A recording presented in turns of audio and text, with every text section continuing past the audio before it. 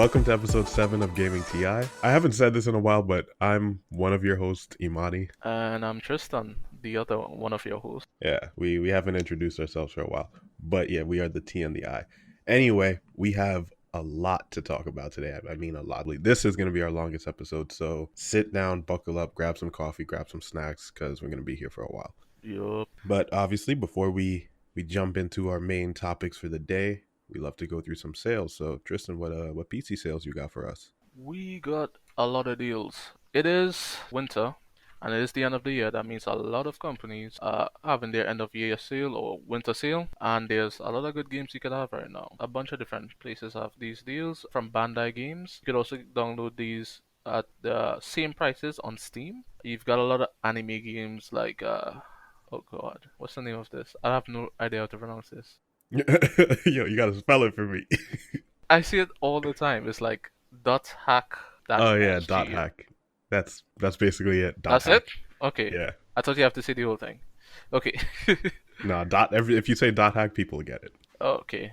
I did not know there was a game for that, but there is, and it's a 75% discount right now. It's selling for $12.49. There's Code Vein. Black Clover is $12.49. Code Vein is $34.99.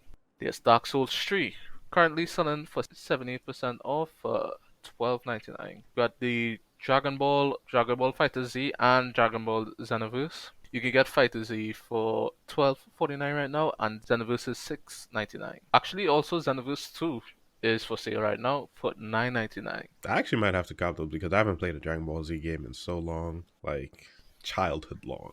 I played I believe it was Xenoverse. They have like recently, I think maybe last year. Hasn't changed that much. It's same, just like one button smash and then dodge and super. That's both Dragon Ball Z and Naruto. Yeah, Ult- yeah, Naruto. I forgot whatever Ultimate Ninja whatever. yeah.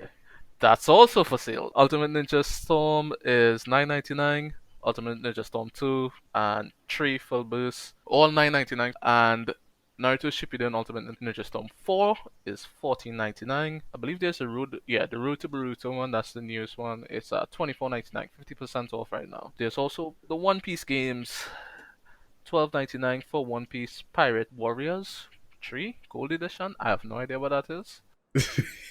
Yo, you weren't kidding about the anime game sales, man. They're really trying to get that stuff out of their stock. Yeah. Oh, we've got some racing game. Project Cars. Right. $7.49 for the first one, or you can get the second one for $13.79. There's also the deluxe edition for $20.99. If you're into that, there's Ridge Racer for $2.49, and Ridge Racer Unbounded bundle. That's like the DLC for the game, is $3.74.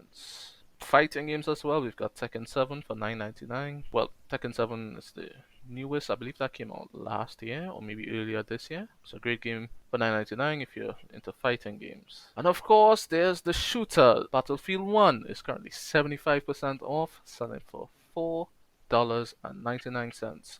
There's Battlefield 5 also, selling for, I believe that's $15.99. You've got the Borderlands Handsome Collection. I believe that's the first and second. I'm not 100% certain, but it's $14.99 right now. No sale on 3. Crisis 3, a game that still holds up well, still looks incredibly good, and you still need good hardware to run.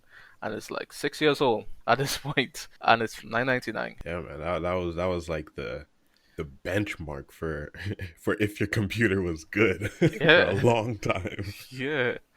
I mean, it kind of still is, yo, because like some people may struggle to run Crisis 3 on newer hardware at like high frame rates. That's insane. Yeah, the game was insane for its time. We've also got Devil May Cry 5. It's 70% off right now for $17.99, or you can get the deluxe edition for $29.58. Oh, that's on Steam. Borderlands and I believe Crisis was on Steam as well. Marvel vs. Capcom, 64% off, $21.59 on Steam. You've got Mass Effect Trilogy for $14.99. The last one was but you know, the first two were okay. And Resident Evil 2 Biohazard is $17.99. But there's a lot more games that you can get. I'm seeing SimCity 4, Sniper Elite 4, Strange Brigade, Street Fighter 5. All of these games are on sale right now, so you can check them out on Steam. And of course, we got to mention quickly Resident Evil 3 had their announcement trailer, the remake. So it'll also have an online multiplayer. That'll be coming out 2020, right? Yeah, and it's basically like I believe it's a remake. Yeah, it's a remake, but it looks pretty good. Like just the trailer alone had me jumping a little bit. It's like imagining playing this game. It's like, oh, this might be a little, A little bit much. yeah. All right. Well, yeah, definitely go check out some of those sales. Obviously, the links will also be down below wherever you are listening to this podcast. But before we jump into the main topics, my turn. Let's talk about some sales on the console side of things. We don't want to leave you guys out. So on PlayStation, again, for this whole month, Titanfall 2, as long as you have PSN, that means if you play online, you need PSN. So that means you could just go get Titanfall 2. Just add it to your library. You don't need to download it. Great game. I've been playing it on PC. Man, it's a damn good game. I love the movement. Obviously, I'm an Apex player. I started with Apex and then I went back to Titanfall 2, but the movement is insane. It's great. Yeah. Next up, we have Red Dead Redemption 2, the special edition. You can save 55%. Normally it's $80. You can get it for $35.99. Injustice 2, Legendary Edition. Normally $60. You can now get it for $15. That's 75% off. If you haven't picked up Grand Theft Auto 5 yet, $15 as well. Diablo 3 Eternal Collection. That's normally $60. You can get it for $19.79. If you want Mortal Kombat XL, you can get that for $6. Fallout 4, that's 70% off at $9. Hitman 2, you can get that for $14.99. Normally it's $60. You have BioShock the Collection. We're talking about a real serious classic here. 75% off, $15. If you haven't played BioShock, you can get that. Obviously, I got to drop in a little bit of an anime game. We got JoJo's Bizarre Adventure, Eyes of Heaven bundle. Again, I called this out last week, but that's on there. And Resident Evil 4 is actually on here as well, $8. Just go check out the PlayStation Store. There's a lot of good sales. This is their end of year sale, so it's only going to be up here until obviously the end of the year. So you have until the end of December. So save up. Save up the next couple paychecks or next paycheck if you get paid bi-monthly, let's say. Go head over to the PlayStation Store and just throw your money at Sony. All right, so for Xbox, we have again the Xbox Design Lab. They're giving you free engraving plus free shipping up until the end of December. That's basically you get to design your own Xbox controller. Color it, color the joysticks, color the D-pad, the individual buttons, the back of it, the top of it, whatever colors you want. It's a limited time offer. They don't give this out often. Go check that out. They also have what they call their Super Saver Sale. So we got some good games out here on sale. We got Witcher 3 for $11.99. Exactly. That's 70% off. We got Saints Row 4. That is $6. We have Mafia 3, $10. Dragon Ball Xenoverse, that's selling at $10 as well. Hunting Simulator, if you're really into hunting, go pick that up. $8, 80% off. I heard that was actually pretty decent, yeah. The hunting simulator. Oh yeah? Yeah, I heard it was decent. I never played it. I honestly haven't heard of it, but it's here. It looks good. I can say that from the cover art. We also got Devil May Cry 4, the special edition, that's selling at $7.50. Some of the same games that Tristan called earlier, One Piece, Burning Blood, that's $15. You know, Hitman Game of the Year edition, 80% off. Normally $60, selling at $12 right now. So definitely go check out the Xbox store with their Super Saver sale. That will be linked down below as well. And last but not least, for the people out there who play their Switch religiously, I know you're out there. We have some good games for you as well. We have Oddworld Stranger's Wrath. That's now selling at $23.99. It releases in January 2020, so this is a pre-sale discount. Very rare for Nintendo to be doing this. Honestly, Nintendo games very rarely ever go on sale. We have Steins Gate 0. I must say, I'm a Steins Gate fan. That obviously this is anime we're talking about here. I might actually have to cop this. It actually came out yesterday, so that's selling at $26.99 right now. We also have Steins Gate My Darling's Embrace, released yesterday as well, also selling at $26.99. So, I might have to go get that. You might be hearing a review about that in a couple weeks. And Okay. honestly, there's a lot of games for sale here, and some of them I don't know, some of them I do know. Nintendo has some weird games here. They do. They have very niche games for sure. Very niche games. But that'll be linked down below. Seriously, go give it go check it out. They again rarely go on sale with their games. All right, and the Overwatch 2 is coming out for the Switch soon. I saw they released a trailer. Yep, Overwatch 2 is officially announced for the Switch. It's not going to be a 2-3 year wait for it to be ported over. It's going to be there from basically release. Nice. All right, and with that, I guess we can break off of the sales and jump into the main. And actually, I think what we could start off with is, since we're already on the topic of consoles, Xbox.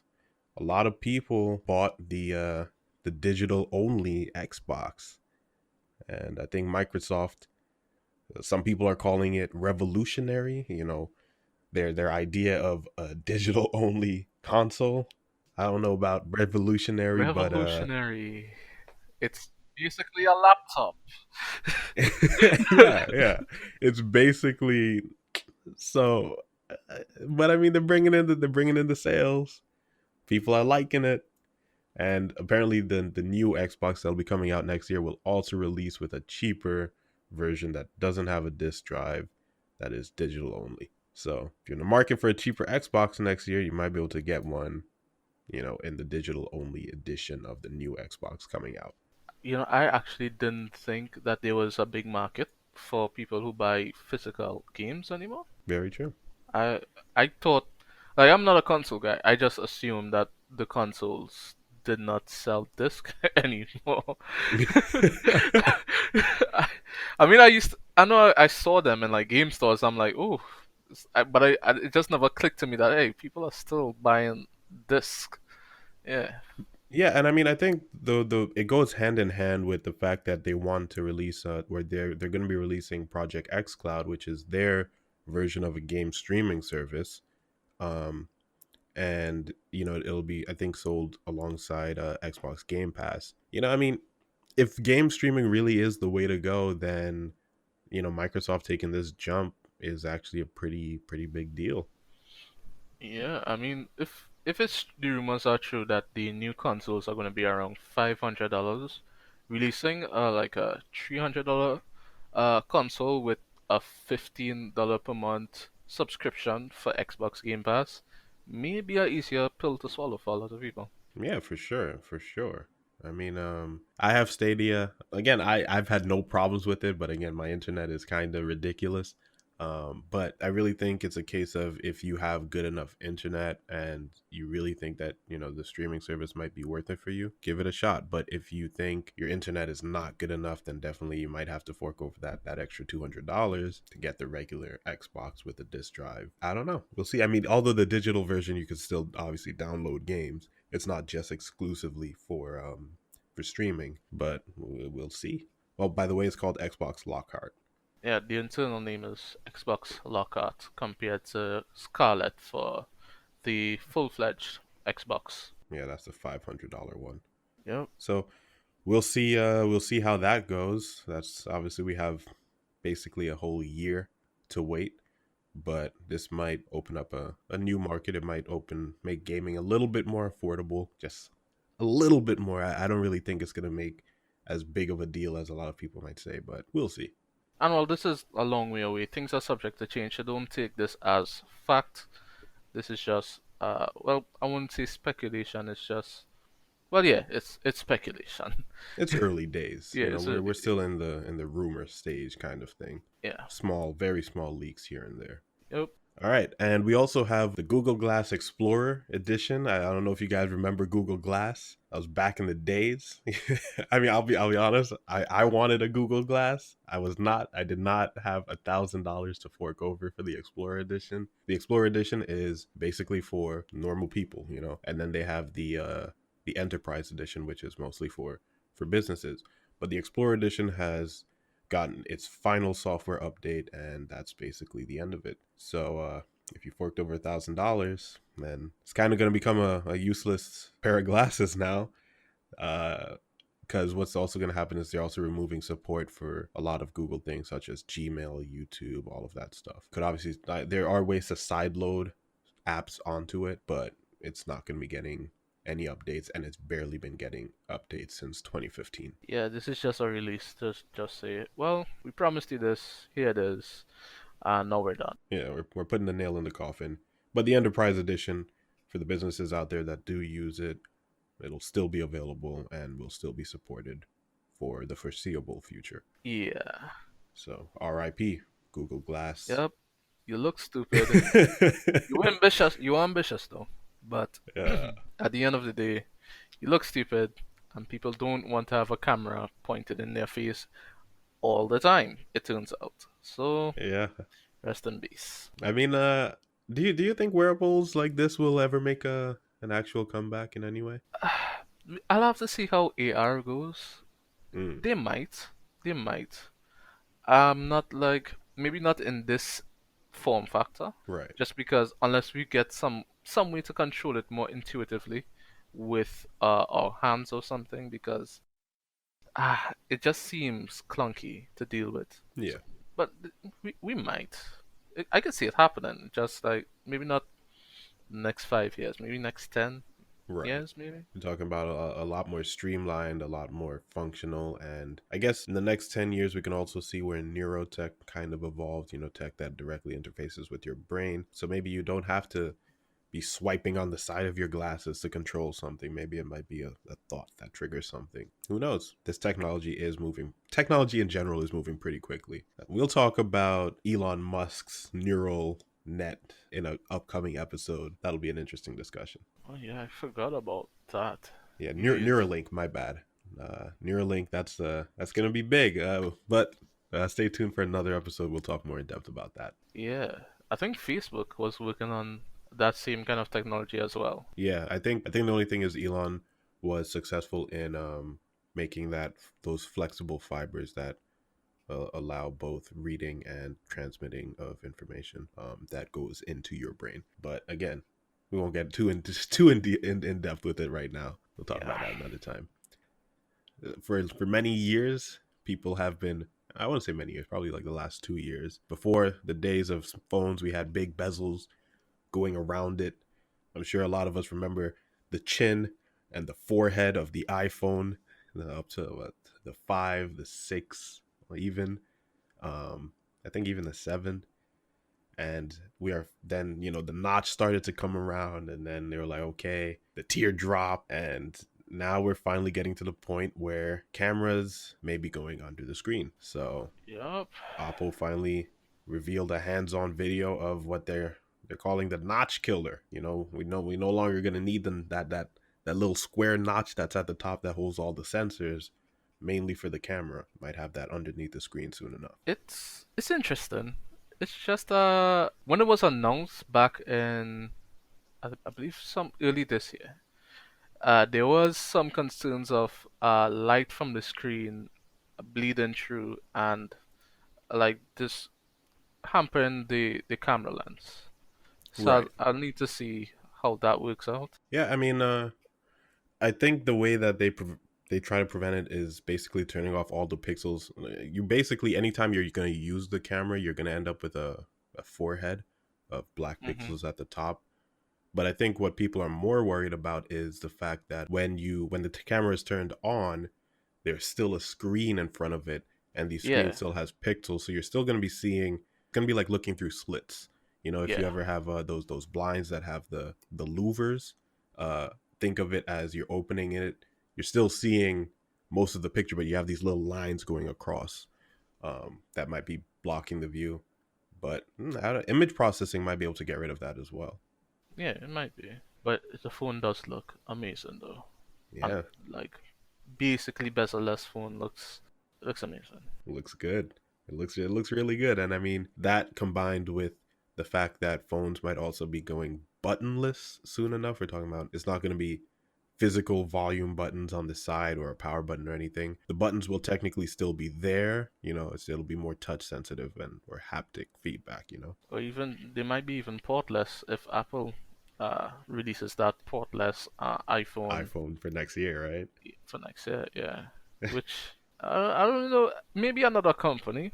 I won't like Apple making a portless phone with their history of battery life and charging. Let's see how Yeah. that works out.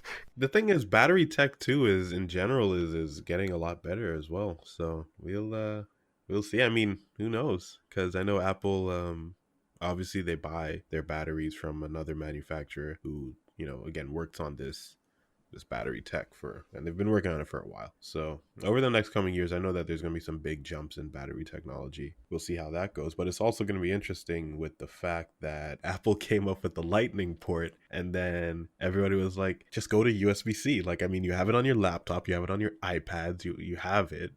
Why not just put it on the iPhone? USB-C is essentially the new standard for data and power. Most new Android phones now have USB-C. Apple's been kind of stubborn with their proprietary, connector. And if they really do go portless, they would have just jumped right over USB-C. They would have been like, nah, I'm okay. Yep. And like, okay, my problem with the portless phone is, well, I guess it's not a problem with Apple devices. It's just data transfer, and just having that option to transfer data via. Would you be able to connect your phone to Apple iTunes? Like, if you need to transfer Oh, to files to or like like transfer backup and anything. stuff. Yeah. I'm pretty sure that they're probably going to come up with a wireless alternative. If I were to guess, that's what I believe that they would do. I think that there would still be a way, but you essentially dock it wirelessly, and then there's probably some kind of wireless data transfer, or maybe there's a magnetic pins that you would snap onto the back of the iPhone that allow for the data connection. We'll have to see what they do. Yeah, it's Apple. So chances are this is not going to happen next year. It's going to happen in probably like 3 years when somebody else does it, and then they say, we did it But first. they are speculating for it to be done on the next iPhone. And sometimes they do make that move. They did it with the headphone jack. I Yeah, believe they were true. the first to remove the headphone jack. And then everybody else started doing it. And that's what I kinda worried about. Is that they removed the charging port and then everyone Everybody else else. removes it. Like the charging port is like essential part of my phone experience because sometimes I need to connect my phone to my desktop just because I am a power user. I might want to tinker with my phone. I may want to install a custom ROM on my Android phone, and I would really like if Android devices don't follow Apple and do that. Again, I think if Android does go down that path, there will still be some way to interface with your computer, but it might be a wireless interface.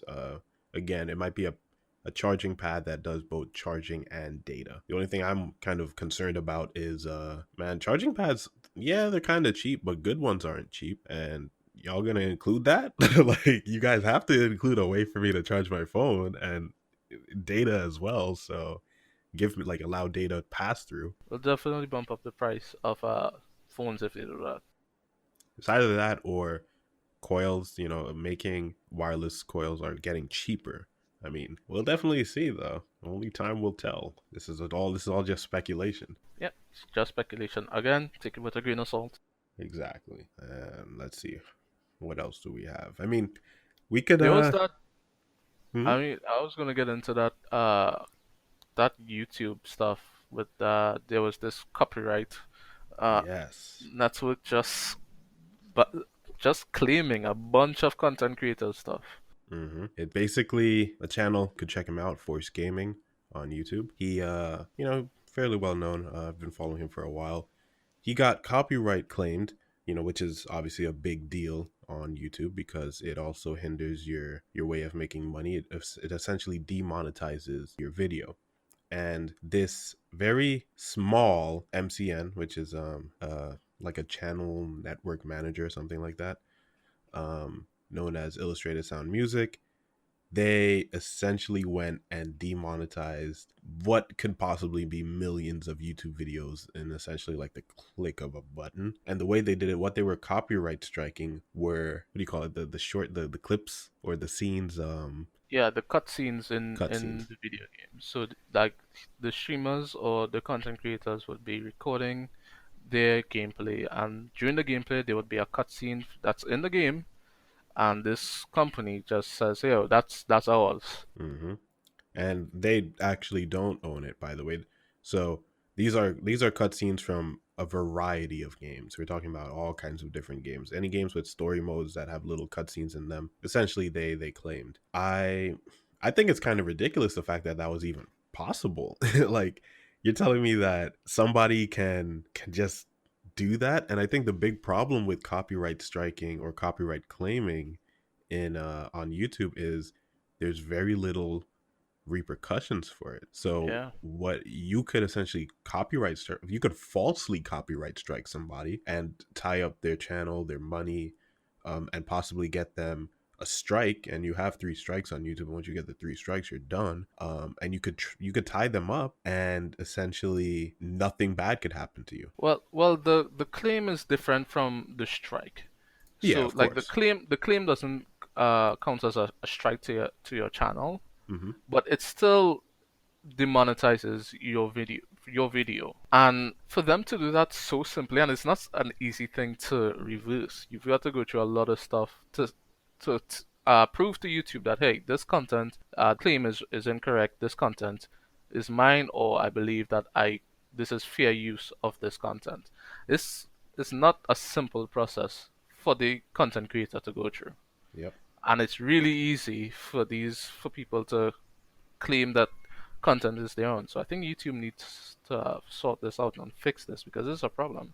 Yeah, exactly. And I mean, it's not even just that, like, the money is just frozen. Most of the times the money starts getting sent to the person who claimed it. Yeah, So this person could have done that claim for, 24 hours and literally made a crap load of money. Obviously, I think it would be taken back in some way, some form. I would hope so. But I would hope so. again, it's a serious issue, and YouTube's been under a lot of scrutiny for things over these last couple of years, especially when it comes to their creators. They've had these the whole adpocalypse thing, where Oh yeah, where they just switched off AdSense for content creators. exactly, and then they also reduce, or before it was, if you had a video up, it can indefinitely make you money as long as it's pulling in views.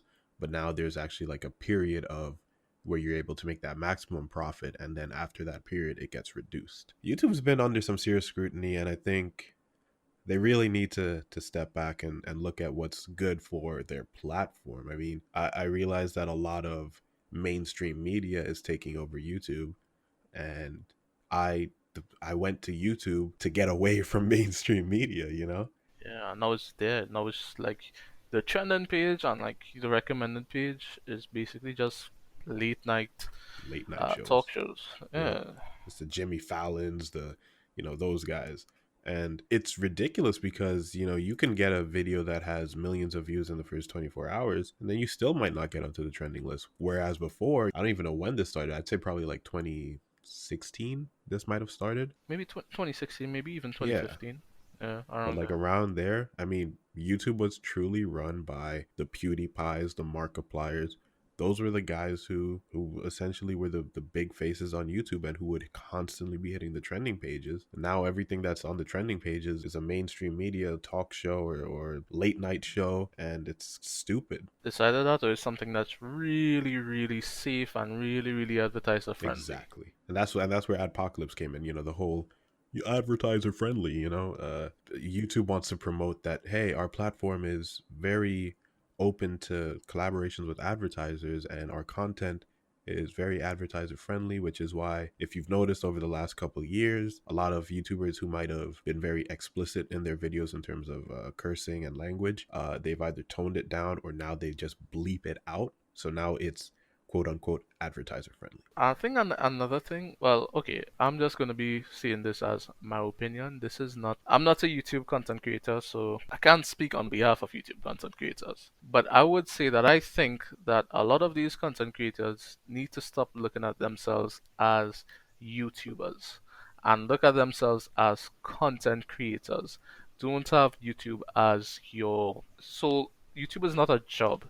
Your job is creating content, and regardless of the platform that you use to get it out there, you should just focus on making content and getting it out on as much platforms as possible, because I think now more than ever you're seeing that it's not reliable to have YouTube as your sole source of income. That's why a lot of content creators have merchandise now, and like Patreon pages, and like they're branching out. They're on TikTok. They're on uh Instagram, Instagram video.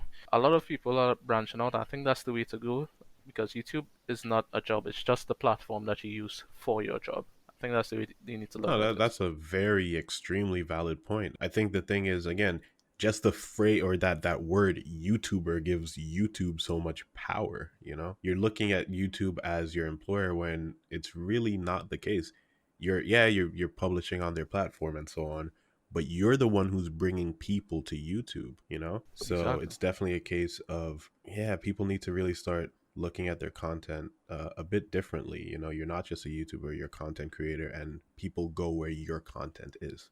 Now, Exactly. there is one alternative that to YouTube that is coming out that I actually looked into a while ago, and I don't really use it as much because again it's still in its very early stages. It's called Library, LBRY. Think of it as, how would I describe this? It's kind of like YouTube, but it's decentralized. It's kind of the same way how Bitcoin and cryptocurrency is decentralized.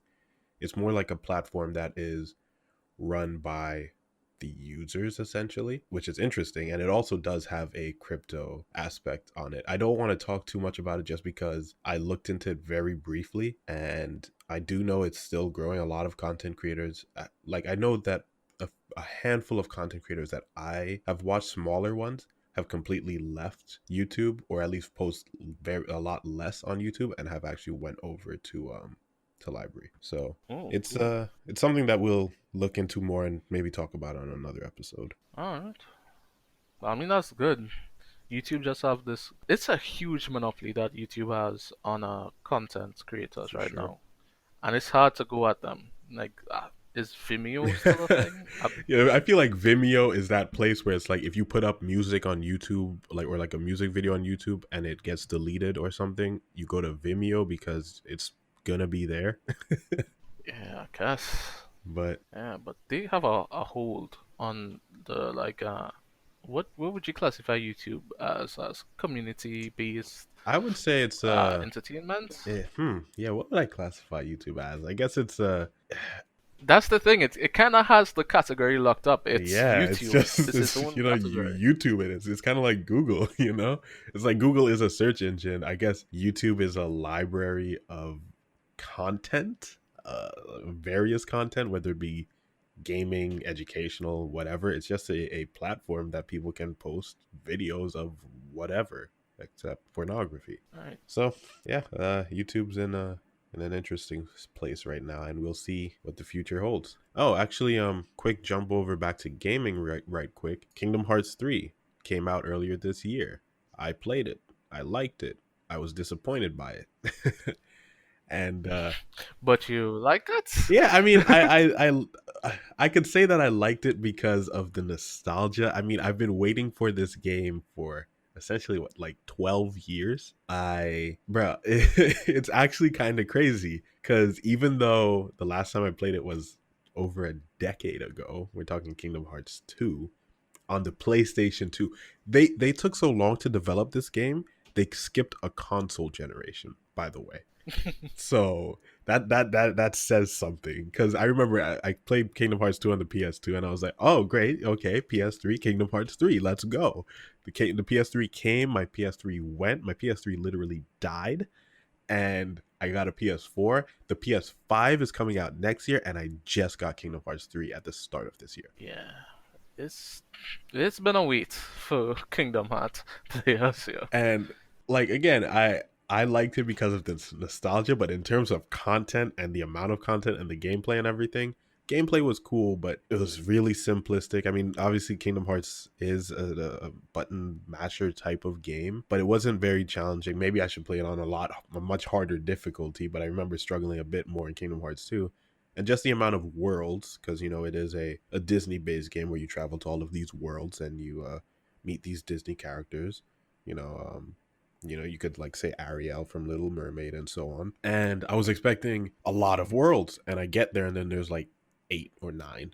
And I was like, Kingdom Hearts 2 had like 16 or something. And you give me 9? And then not to mention the story, convoluted as hell. I literally I mean, it's a good thing I don't work at the place I used to work, but I used to sit at work at certain points when I had some downtime, and I literally have it in the back of my notebook. I had to like draw out the story. I had to, in terms of like the Wait, lineage of what what? happened and who is who and what happened to this person and when did this happen to that person, where was this other person. And after like 2 3 days of doing that, I was like, I got it.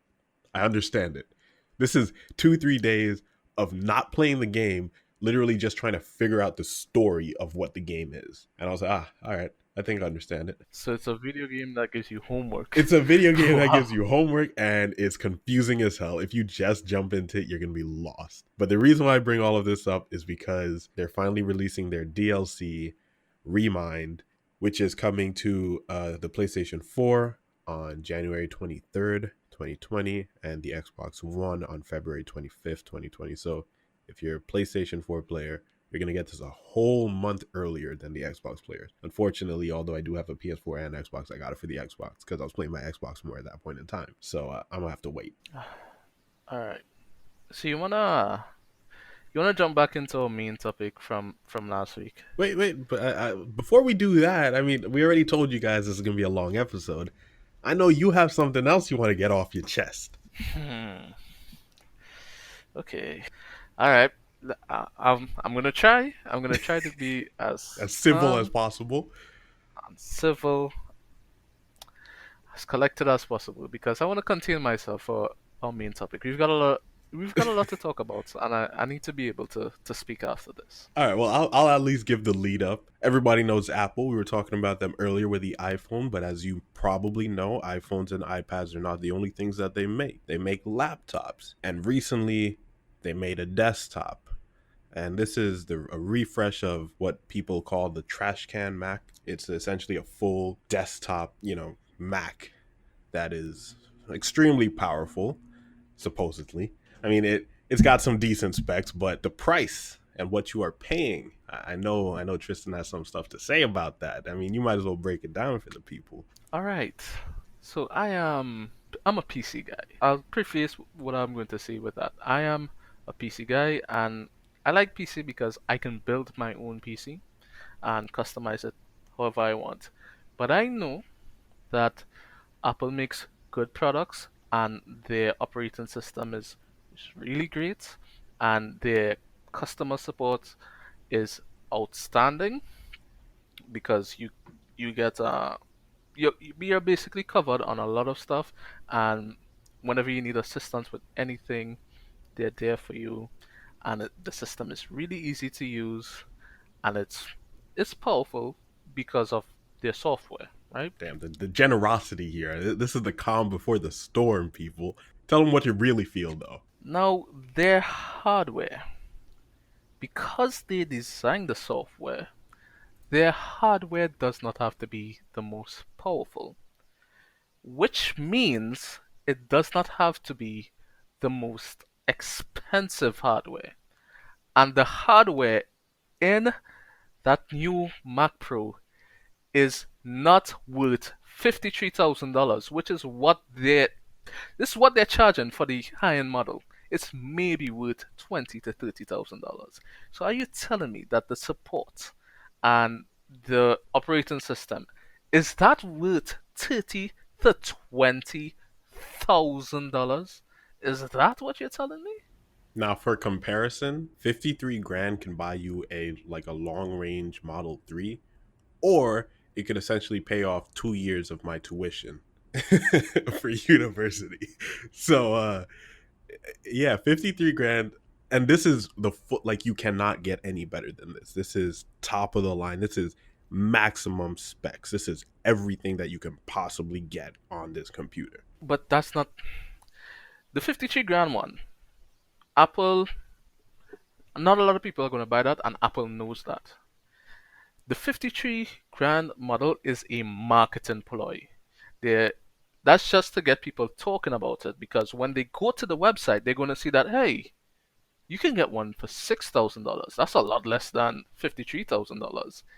But $6,000 for a high end desktop is still almost double the price that you should be paying for that hardware. It is ridiculous to sell a $6,000 high end desktop with a processor. The processor in that $6,000 machine is worth, I believe it's worth like $1,200 maybe, and it's not even a good $1,200 processor. It it's on the high end desktop side, it's irrelevant. That processor, I believe, it's an 8 core processor. Right. It's irrelevant. And to upgrade to the high end $53,000 model costs $7,000. That's just for the processor upgrade. And the processor that you get with that is a 28 core Intel. I forget the exact name, but it's worth $3,300. So why is Apple selling you this upgrade for 7,000? This is not even the processor. This is just the upgrade from the base. Yeah. That's a over 100% markup on that product. Why? And the thing is, okay, like people, the YouTubers are running the Cinebench benchmark score, and it's they're getting around 10,000. AMD just released the Ryzen 9 to the 950X. Hmm. That's $750, and that's hitting 8,000 on Cinebench benchmark. So are you paying $6,000 plus for 2,000 points on a Cinebench benchmark? That I don't understand why Apple is price gouging people and why people are refusing to tell Apple, hey, this is ridiculous. I see a lot of YouTubers are releasing their day one coverage and they're not talking about how ridiculous the price is. They're just talking about how great the product is. And the product is great. I'm not denying that the product is great. It's just way too much for that price, You know why? for what you're getting. I think it's for two reasons. For the YouTube side, it's because, or for the YouTubers side, so we're talking about the MKBHDs, the John Morrisons, aka TLD Today, a lot of these big YouTubers, tech YouTubers especially, who their job is to review some of these things, but they also use these things in their workflows, and they can afford it. Quite simply put, they can afford it. So you know the price doesn't really matter to them. They just talk about the experience, and I guess they do that because the people who can buy it will buy it, and they're gonna look for a review on it, and the people who can't buy it probably still watch the review but just can't buy it. Now, I do think that this is probably the only product, one of the only products in Apple's entire lineup that actually, the pro moniker that they put on it, I wouldn't say it's worthy of it, but it stands, I guess it No, stands it's up. I would say it's worthy of it. It's definitely a pro system. It what you're getting is a really powerful system for pros. Just the I'm not saying price. that it is. I'm not saying that it isn't. Right. It's just the price. It's not worth it, right? It's not. It's really not. Especially if you can build something that could perform, maybe, yeah, you could build something that could perform just as well for Fraction half of the the price, price, yeah. maybe less than half the price. Or you could build something sensible, like okay, for that 6,000, something that could vastly outperform the $6,000 version for about $2,000 $3,000. Yeah, definitely. I So mean, I know that $6, $6 $6,000 base model is like PC wise, you can definitely build a proper PC for it. Now, like for that price, or for way less than that price, that can definitely outperform the base model Mac Pro. Now, the thing too that I also want to say is the interesting thing with the Mac, or with Apple in general, is their design, their this quote unquote design process, and their design, like as somebody who went to school for industrial design, yeah, Apple products are nice. Yeah, they look nice. Yeah, they're designed nice. I still don't think that they're worth the price. Not that much. That is, like you said, is price gouging to say the least. I would like to know how much of that is Apple tax. I really like to know. I just want to. I want to sit. I want to be the fly on the wall in one of those meetings where it's like, all right, guys. Wait, what do you think our markup should be? And then somebody's just like 2,000%, and they're like, I think that's a little bit low. Probably, Yeah, probably. I mean, it's definitely it's crazy. But if you think that the base model Mac Pro is expensive, we haven't even talked about the displays. Like Oh my god. the Pro display. So Apple released a 32-inch Retina 6K display. Now you can buy the display, and the display alone has two versions. Oh This is wait. Sorry to cut you off here. By the way, the $53,000 that I quoted does not include this display. this display. Yeah, You this still display you is still need to buy the sold display. separately. Yeah, continue. So there are two versions of the display, one with standard glass and one with nanotexture glass. The one with standard glass starts at $5,000. The one with nanotexture glass starts at $6,000. So think about it like this. If you want to buy the base Mac Pro and you want to buy the display, that's 12 grand. Half of your cost of this purchase, you are basically paying the same amount for a display as you are. And again, admittedly, that's the nanotexture glass. You want to know what nanotexture glass is? I'll tell you, because it's crazy to me. They say if you're in an especially uncontrolled lighting environment, there's an innovative matte option with nanotexture glass. Oh Typical my matte god. displays have a coating added to their surface that scatters light. However, these coatings lower contrast while producing unwanted haze and sparkle. The It's a nanotexture anti-glare screen. base but here the nanotexture on Pro Display XDR is actually etched into the glass at the nanometer level. The result is a screen with beautiful image quality that maintains contrast while scattering light to reduce glare to the barest minimum. Oh, that I've never seen Apple harder. That's the hardest No, I've ever seen Apple, yo. nah, we haven't even gotten to the Apple harder part. Six. So let's say, okay, so all right, I'm in a room that has sunlight, so I'm gonna get this nanotexture glass for $1,000 more. The stand is not sold with it. The stand for the Pro XDR display is sold separately. The stand, by the way, costs $1,000. For a metal stand. For a metal stand, you can buy a Hey, it got 4K monitor. magnets in it though.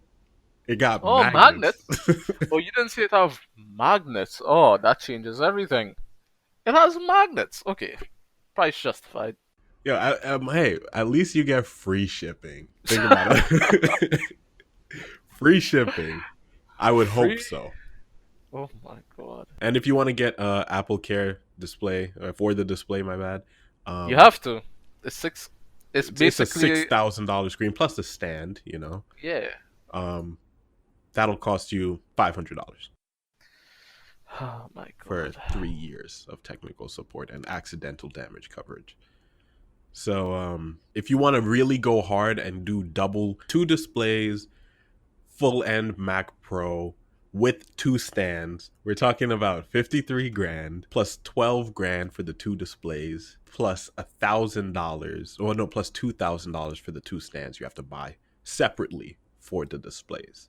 So anybody want to do some math there? That's 67 grand.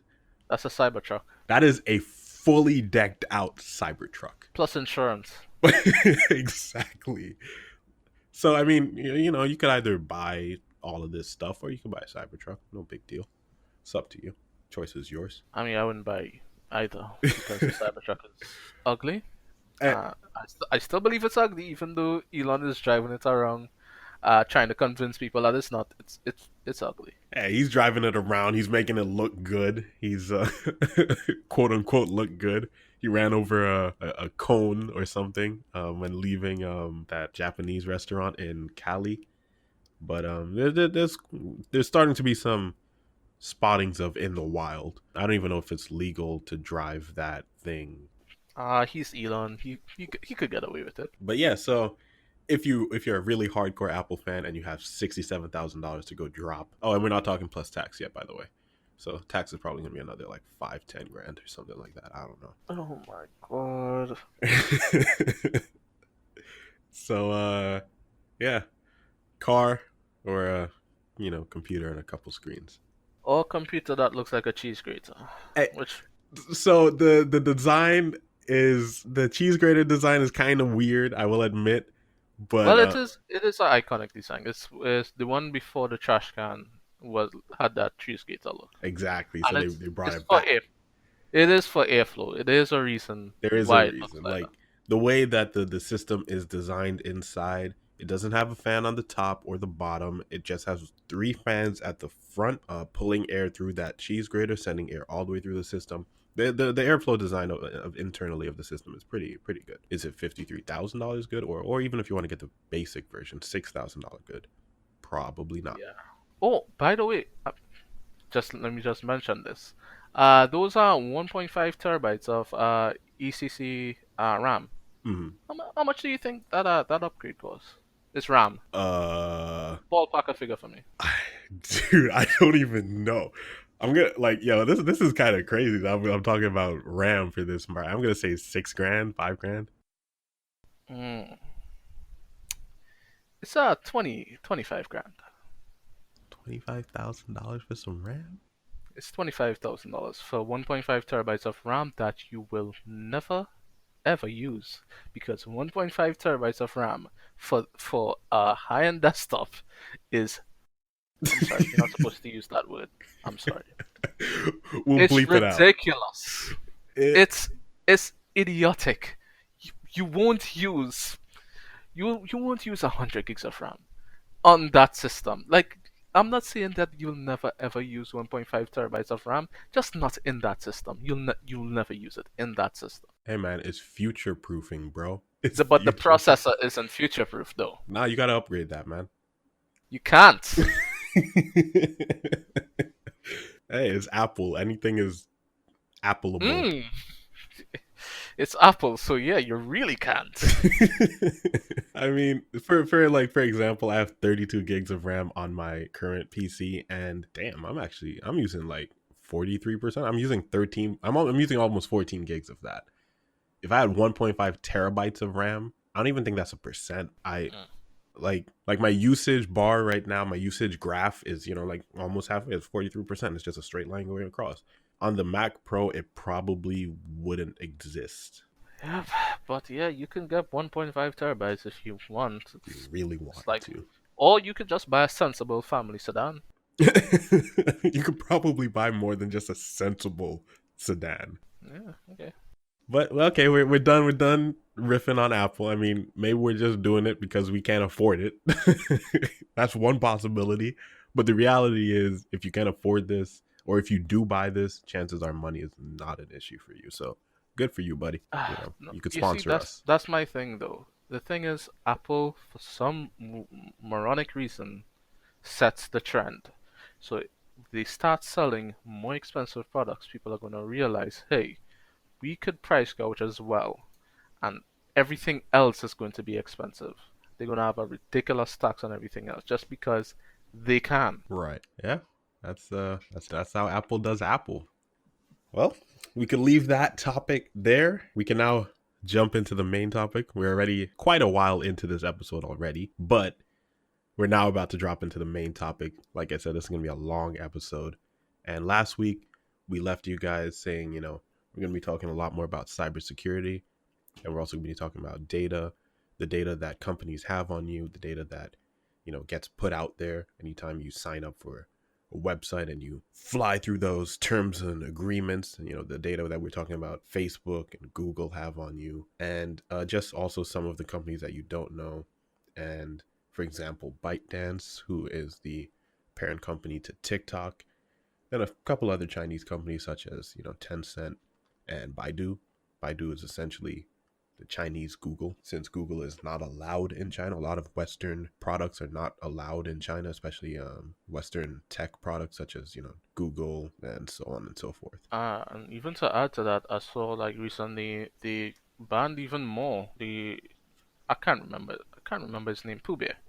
He he put out a ban stating that you can't that workplaces and government buildings have 3 years to get rid of any American uh, hardware that they currently use in their systems. Yeah, So that's so like companies like HP, I believe ASUS, Dell are affected, and well, a big one is Intel. Intel makes a lot of processors. Intel yeah. still there's a good chance if you work in an office building that you're using an Intel processor. There's a good chance if you have a computer, you're using an Intel processor. Yeah, yeah, that's they have the lion's share of uh the processing market, and China's they give the workplaces 3 years to get rid of everything, which means they're gonna have to find replacements, and it'll be interesting to see But we if that's already the way know it that a will. Chinese company is gonna pop up and make a whole lot of money. Yeah, It's either that or the Intel's Taiwanese competitor. there's also like a Snapdragon, and Qualcomm. True, true. Yeah, Qualcomm. Yeah, The Intel, so there is also a Taiwan semiconductor manufacturing company, aka TSMC, right. massive. Um, Yeah, they're definitely going to they step make up they to. make AMD they make AMD processors. They're definitely going to step up to filling Oh, that sorry, gap. I need to correct that. No, they make the processing fabs for Intel. My mistake. Yeah. Wait, what? Yeah. Ah, interesting. Well, they're going to be stepping in. Taiwan's plus also right next to China, so they're not an American company. So we'll see how that goes. And Like I kind of want to talk about like the emergence of ByteDance. TikTok, yeah, let's do that. TikTok. Well, I think like they're getting some more publicity recently, so maybe some people have heard of them just because of the how popular TikTok has gotten. I did not know TikTok was is as big as it was. I honestly did not know. Same, Like there's honestly, same. let me see if I can find that figure. 1.5 billion 1.5 billion. downloads. Yep. Like, dude, it's just there's like 3.3 billion active smartphones. So 1.5 billion downloads. That's That's yeah, half, that's a lot. almost half of active smartphones out there. Yeah, I did not know the app was that big. I just thought it was something that Gen Z people use. Now Is it's it Gen Z or Gen X? uh I don't know. The young yeah, kids. the ones that came after the millennials, you know. The young ones who are still teenagers and so on in this day and age. Yeah, I mean, I'm saying that like I'm an old man. I'm not an old Man, we getting man. old, man. I, What are you talking about? We getting old. We mid-20s. but I did kind of miss out on the whole TikTok craze, just simply because I just never really. I guess this is a really old man thing of me to say, but I never really trusted TikTok. Is that really why you didn't get into it? Yeah, because it just because I knew TikTok as the Chinese version, Douyin or something like that. Oh yeah, Douyin. Yep. Yeah, and like it came over to the US and started like getting more popular, and I'm like, isn't this owned by some Chinese company? And at the time, when TikTok was becoming more popular, there was a lot of like news about Chinese spying and placing what do you call it? What, like spyware or Yeah, spyware on like installing spyware on devices, and there were some stories about them having spyware on servers and stuff like that. So I was not too like keen on joining a platform owned by basically partially owned by the Chinese government. yeah. Yeah. So because at the time I had an idea of what ByteDance was, and I knew they were like they had a lot kind of a conglomerate of these social media apps. And like when a Chinese company and the Chinese government is showing interest in an app, on a social media app, it has me think, Why is the Chinese government Why? involved? Yeah. Yeah, I mean, it's definitely interesting because ByteDance cropped up in 2012, I believe. And they've definitely had an interesting journey since then. They've come, okay, so March 2012 is when they were founded, and Douyin launched in September of 2016. So that's again the Chinese regional version of TikTok. Then that's when they also started investing into an Indonesian app called Babe, B-A-B-E. Is it Beeb or Babe, Bobby or Baby? Bobby. So the full name is B A capital B lowercase a capital B lowercase e. That's essentially the short version of the full name, which is I'm gonna butcher this, but Baka Berita. It's an Indonesian leading news and content app. And in 2016, ByteDance basically became a controlling stakeholder in that app. That was December 2016, and again, Douyin was launched in September 2016, so just a few months earlier. And then in August 2017, TikTok was launched. Now, I just want to say the fact that a Chinese company owns a an app, or is the major controlling holder of an app in Indonesia that provides leading news and Yeah, content. I yeah, like, all right, again, so this isn't just me going at the Chinese government. Like, the fact is that the Chinese government censors content. They have a very strict hold on what they allow and don't allow on the Chinese internet, which is why hmm Western companies are not allowed there. You're telling me that a Chinese company that has governmental influences in it, and let's just be honest here, if you are a company operating in China, a technology company especially, and a big one at that, you get subsidies from the Chinese government, whether it be in the form of land or tax breaks and so on, that give you incentive to quote unquote cooperate with the Chinese government. So you're gonna tell me that a company like that who buys a large share in an Indonesian news and content app isn't going to start censoring certain things? That's a stretch. I can't see that being a thing. I yeah, it's hard. It would be definitely an off-brand thing for them to do. Yeah, it's like, oh yeah, we're just gonna buy this, but we're not gonna interfere with it whatsoever. Yeah, yeah. So Especially since the AI that they're using on their apps are, from what people are saying, are really good. it's frankly amazing. So Yeah, to break down how TikTok functions, TikTok, TikTok, not TikTok. TikTok is an app that basically it gives you these, I think, what, they're a minute or less. yeah. I think there's nothing over a minute, but they're usually shorter clips on that. Yeah, so it's, think of it as a slightly longer version of Vine, if you were into Vine, which were 6 second clips that shows various content. Well, it could be somebody lip syncing a song, but it's not just that. A lot of TikTok things that get outside of TikTok and onto Instagram, Facebook, and so on are a lot of times people who are just like lip syncing a song while doing something. But it really is just a platform for content in general, for short content. It can be comedy, it can be anything really. And you don't follow anybody, you don't choose anything like that. You just go on the app and a video is shown to you. Now, you could either watch the video or you can swipe and go to the next video. Now, the way the AI works is, as you swipe away what you don't like, it starts to recognize what you do like. And if you start watching a little bit more of a video, then it's like, okay, I know that this person likes this kind of content. I'm gonna keep showing it to them. And for the people who have tried it, they said it's actually pretty good. It got to a point where after the initial stages of swiping a lot of videos that they don't like, they actually got to the point where, hey, I don't have to swipe as much because I like what they're showing me here. Yeah.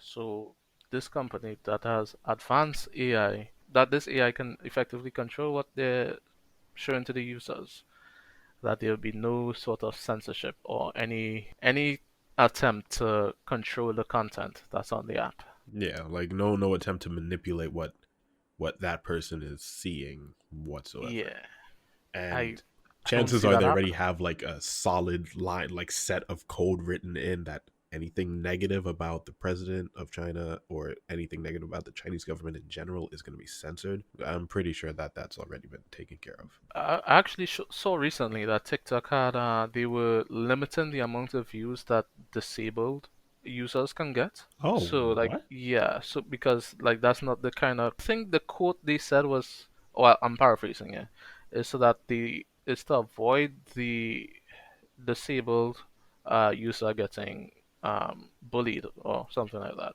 That's an interesting choice. Yeah. So to avoid to avoid discrimination for disabled people, they discriminate against disabled people. Yeah, they say, we don't want you to get too many views, so you get discriminated against. We're just going to lower your views. Yeah.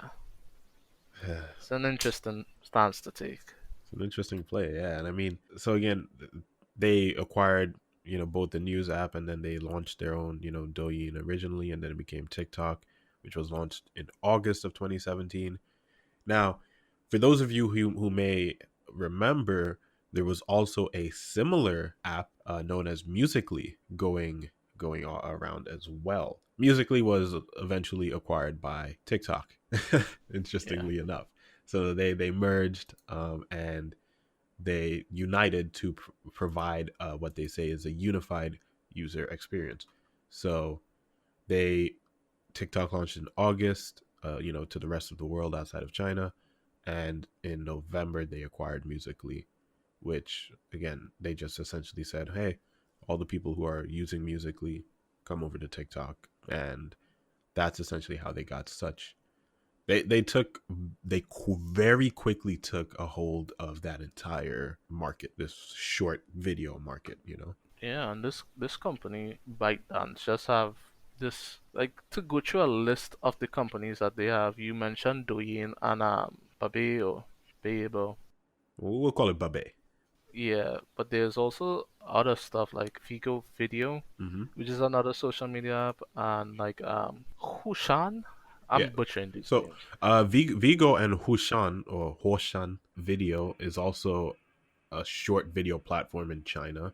So Hoshan is the Chinese version, and then I think Vigo was again the version that was released for everybody else.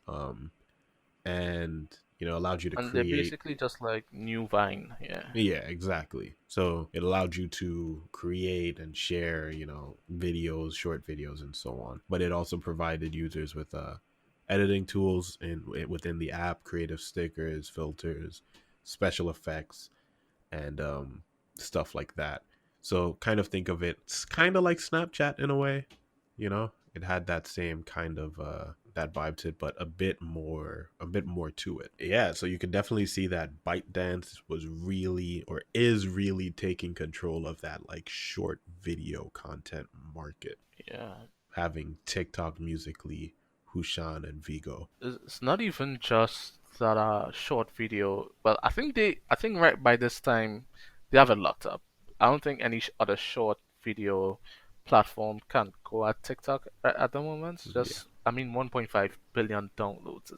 That's insane. yeah. But they also have like other stuff like you were mentioning the news slash content creation app, Mm-hmm. well, content app in Indonesia.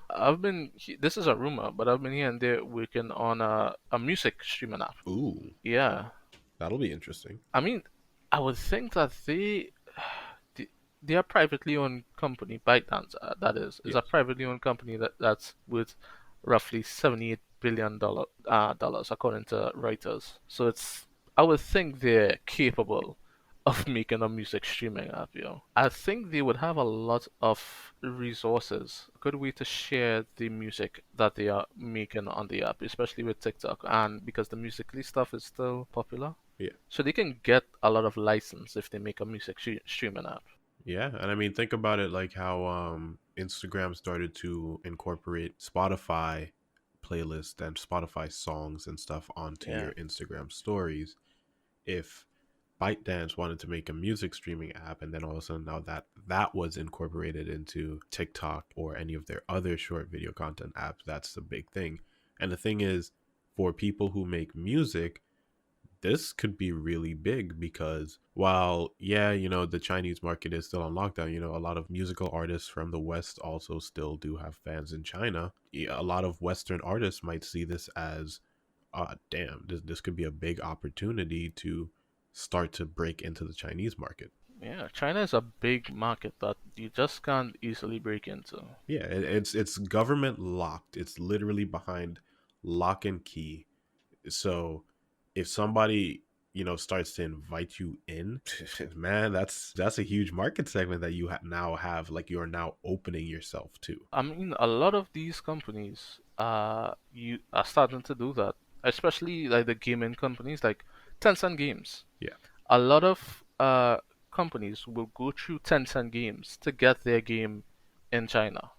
So you want to give them a little bit of a background of Tencent. So the first company that you probably have never heard of is ByteDance, aka owners of TikTok. Now we have Tencent. Yeah, Tencent. If I were to ask you what's the biggest gaming company in the world, what would your first guess be? I probably would have said Blizzard or Epic. Yeah, it's Tencent Games. This is not Tencent. Tencent Games is separate from Tencent. Yeah, so there's Tencent Holdings, which is one. It's a multinational conglomerate, and then there's Tencent Games. And you may have never heard of Tencent Games, but you most likely know their work. They have a large share in Epic Games, 40% share in Epic Games, and Epic Games is the company that makes Fortnite. They also have shares in. They're basically the owner of Riot Games. Oh Did wow, you know that? no, Yeah, I had no idea. yeah. So like League of Legends, that's like one of the most popular games on the planet. Damn, that's And yeah, crazy. it's I honestly didn't know that. they also have shares in other companies like Activision, Supercell, and Ubisoft. They make mobile games. Like, have you heard of Clash of Clans? Of course, yeah. I always see the ads for that. They're a Finnish mobile game development company. They own Clash of Clans, Clash Royale, Brawl Stars, Heyday, Boom Beach, Yeah. Supercell, they make a lot of popular mobile games, and all of these companies are owned by Tencent Games, a or at company least that, they have an investment or in, yeah, yeah, or like they have an investment, into these or companies. like partially owned by them. Like Right. they have shares in these companies. So yeah, it's not Sony, it's not Xbox, not Nintendo, it's Tencent Games. And by the way, that's another Chinese company. And again, like we were saying, Tencent Games is separate from Tencent Holdings, which is again, it's a conglomerate. So basically, it's a combination of multiple businesses. So just like how Google has the parent company Alphabet, Tencent Games is underneath the umbrella of Tencent Holdings. And Tencent has, oh man, they have products in again, they have Tencent Games, they also have social media. They have a company called Tencent QQ, which is probably the company's first notable product. And they have Tencent Games, and they have a company in television and cinema known as ITQQ. They're developing April of 2009. They started developing a smart interactive television service alongside TCL. They're also into comics as well. They launched Tencent Comic back in March of 2012. They're into music. They Yeah. established an exclusive in China distribution network, and they had agreements with several large musical producers such as Sony, Warner Music Group, YG Entertainment, and in 2017, they signed with Universal Music Group to stream its music in China. They also have an e-commerce market, like they're also in the e-commerce market as well. In 2005, so this was 15 years ago almost, they launched PaiPai, which is a C2C, consumer to consumer auction site. And in addition to PaiPai, they also launched Tenpay, which is an online payment system very similar to PayPal. And so PayPal is, very good for, like consumer to consumer purchasing, but Tenpay also supports business to business, business to consumer, consumer to consumer. So they're a bit, I'm like, again, PayPal does that as well, but not to the extent that Tenpay does it. They also have a utilities business that they launched in 2006. So their utilities business is a search engine called Soso, and they've launched other micro blogging services and so on ever since then. And they also launched a credit score system called Tencent Credit. The list goes on. It's crazy. They have Tencent Maps, Tencent Video, Tencent Weibo. They have their own mailing system, all of that. Think about how much data they have access to Uh-huh. just from just from owning just from being a conglomerate and owning all these companies. Yeah. And just from establishing these companies and the users that come with them, most of these companies are within China. But again, China is no market to sneeze at. China is a billion-person market. It's one of the biggest markets in the world. Yeah. And I mean, we're talking about like we have here in America, we're talking about 300 something million as a population. Multiply that by 3 and think about how much people, data, and money there is to be made. Like China might be a closed economy. Well, it's not a closed economy, but it might be a closed country to some extent in terms of what companies can be established in there and so on. But the companies that do establish themselves properly in there are in charge of a lot of people's data and a lot of people's, money and everything. It's actually quite insane how much these companies are responsible for. And by the way, Tencent Music Entertainment has more than 700 million active users and 120 million paying subscribers. Let me repeat that. Their music services has double the population in active users of America and almost half the population in paying subscribers. Now you can see why these companies are some of the most wealthy companies and the companies that generate the most revenue in the world, even though you've never heard of them. Yo, I did not know that, but it does not surprise me Yeah, because like that Chinese market is so big. Like I did not know that the biggest e-commerce site in the world. I thought it was Amazon. it's I Alibaba. honestly thought it was. It's Alibaba. Yep. I thought it was Amazon. Nope. They can't. Amazon can't sniff at Alibaba though. Nope.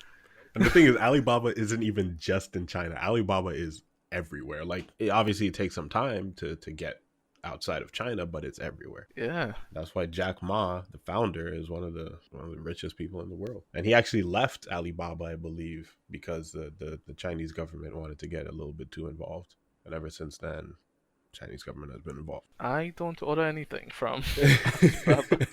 Yeah. So Oh. let's see. We've covered ByteDance. We've covered Tencent. We actually have quite a few of these companies we want to cover. Baidu. Think of Google, but the Chinese version of it.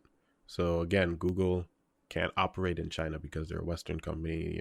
They could operate very limitedly because China blocked a lot of the things on their internet, and they have their own search engine. They have Baidu Maps. They have they have let me see, Baidu Space is a social networking service. They have Baidu Bike, which is bike as in not like a bike that you ride, but I'm probably butchering the pronunciation, but Baike, bike. I don't know how to pronounce it otherwise.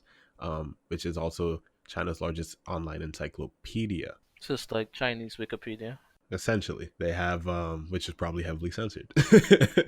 They have a patent search. They have Baidu Love, which is a query-based searchable community where registered users can write and post messages to loved ones.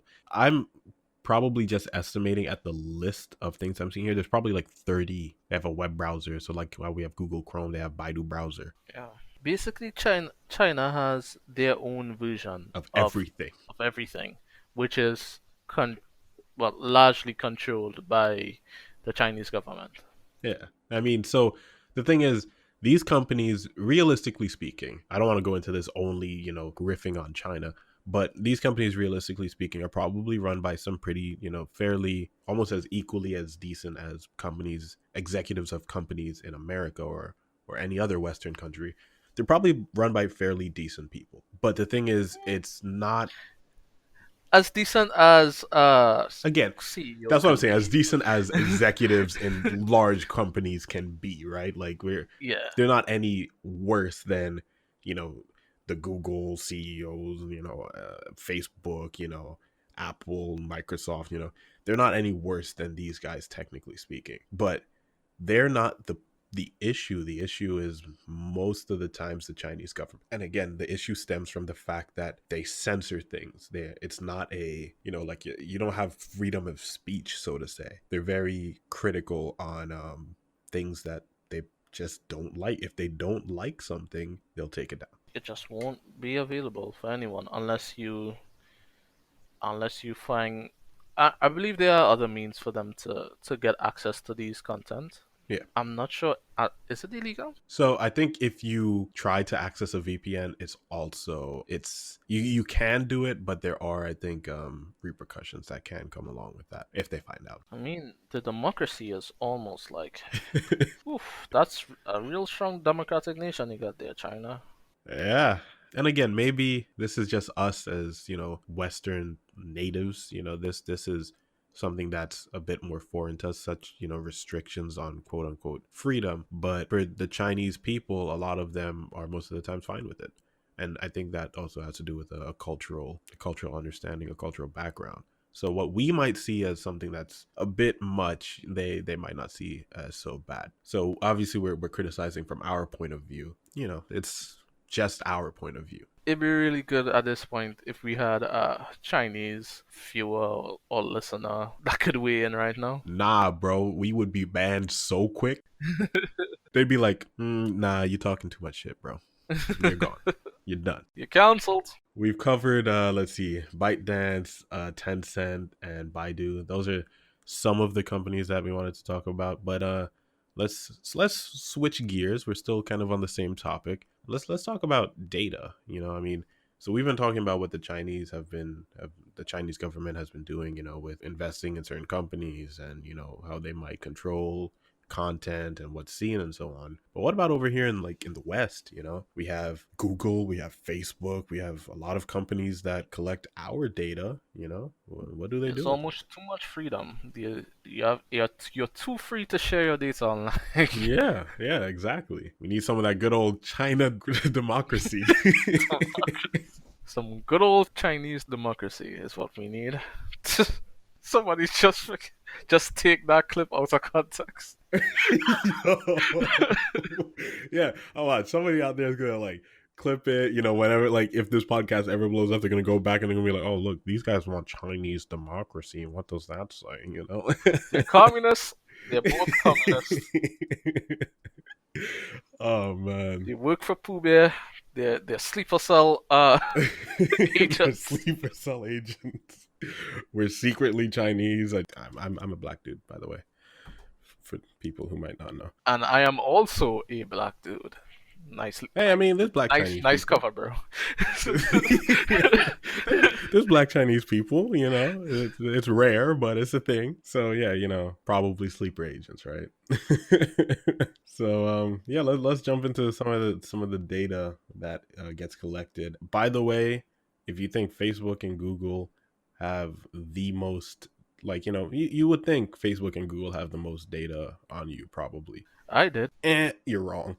There are 9 companies in the world that have more data on you than Facebook or Google. And it's actually to the point where Facebook and Google buy data from these companies, whether it be about you or anybody else. Oh, you see, that's kind of weird. Yeah. Hey, Google. Yeah. Stop. Right on cue, yo. They're Right always on cue. listening. Google's always listening. These companies, actually, but before we jump just into those companies, what do you think is the most valuable, resource out there? We have gold, we have silver, gas, oil. What do you think it is? It's data, yo. It's data. It's data. It's easily data. Talking about if the gold rush, we're going through the data rush right now.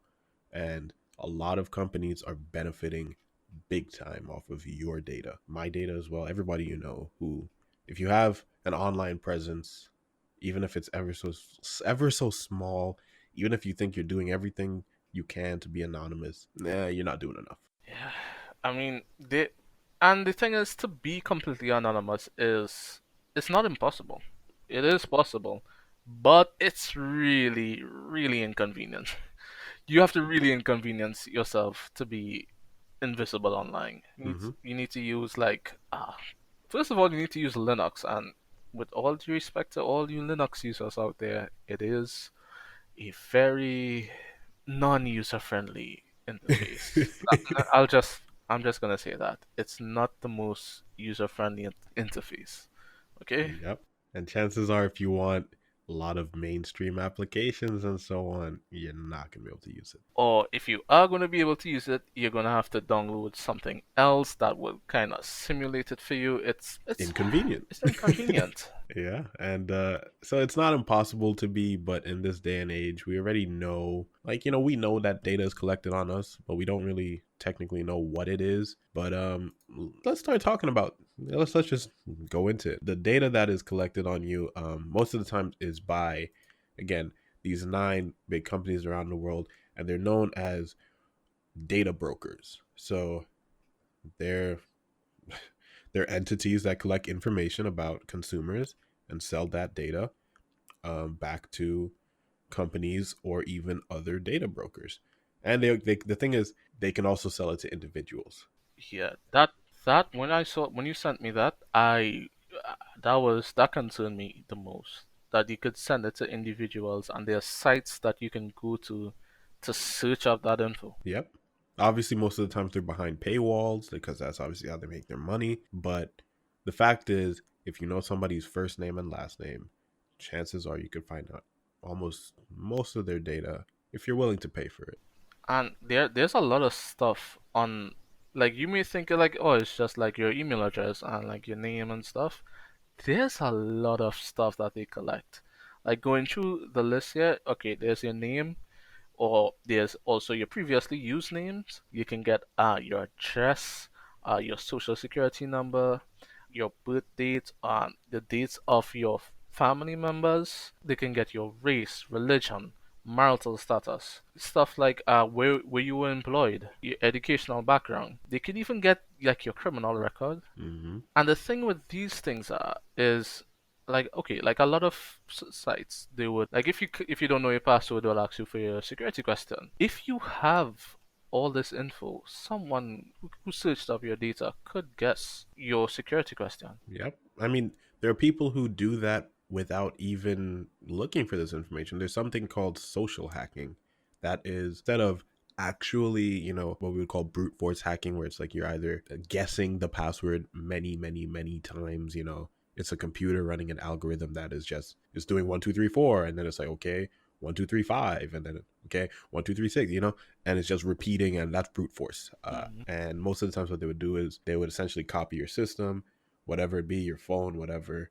And once they copy that onto multiple phones, that means even if that first phone that you tried 20 times and it locks out and erases everything on it, they still have infinite amount of copies to just keep on trying it and trying it and trying it. That's the way that you would most times see in the movies and so on. But there's social hacking where it's, you can essentially, you could approach a person and you can have a casual conversation with them, and let's say your security question is, what was the name of your first dog? And it was Charlie. And one day you're talking with your friend or whatever, and someone casually brings up, hey man, you ever had any pets? And it's like, oh yeah, I had my first dog, Charlie. It's a little beagle. You don't think anything about it. It's just innocent, exchange of information It's just between small talk, right? friends. It's just small talk. But then what you don't realize is, nah, that's your security question right there. That's data that if somebody knows you or somebody gets to know you, you can give out fairly easily. We're talking about what's your best friend. That's information that if somebody who knows you or somebody who watches you closely enough can easily find out. Yeah. That's why I always put the wrong answer for security questions. And it's so, like, the thing that always bothers me about security questions is, I remember I did that for a while. I put the wrong answer, and then when I would ever have to use it, I would forget what the answer is. So it became like a case of, what's your favorite car? And I always used to put Lamborghini, because Lamborghini is my favorite car. And then I was like, I'm gonna change it, and I put something else. And then I was like, damn, what did I put? Yeah. Yeah, that's the thing with that. Because it's not your truth anymore. It's not like something that you intuitively know. Yeah. So, I mean, I'm okay. So, I'll say this. I don't even think you know this about me, but I'm kind of like a freak of nature when it comes to memorizing stuff, like especially numbers. Like I know all my bank account numbers, I know all my credit card numbers by heart. I could rattle them off for you. So You want to do that real? I'm not gonna do that. But like anytime I need to sign in anywhere or like provide my information, like I could just use That's off the top. off the top. So that's not a problem for me.